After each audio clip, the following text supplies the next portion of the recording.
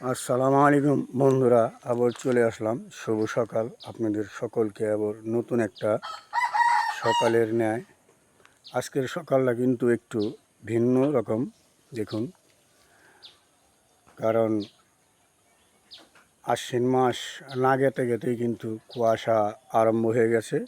কাতি মাসের প্রথম থেকেই মনে হয় আস্তে আস্তে আস্তে আস্তে এখনই ঠান্ডা পড়ে যাবে। দেখুন কিভাবে কুয়াশাটা পড়ছে, অনেক সুন্দর।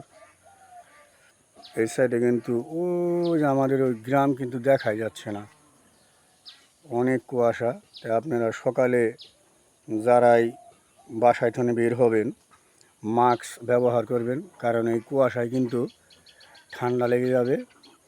কারণ আবহাওয়া চেঞ্জ হবে, আস্তে আস্তে আস্তে আস্তে আবহাওয়া চেঞ্জ হবে, আর ঠান্ডা জ্বর এটি আসবে। অবশ্যই যে কোনো মানুষ বের হবেন সঙ্গে মাস্ক নিয়ে সকালবেলা বের হবেন। ধন্যবাদ সকলকে। সুস্থ থাকুন, ভালো থাকুন, দেহের যত্ন নিন।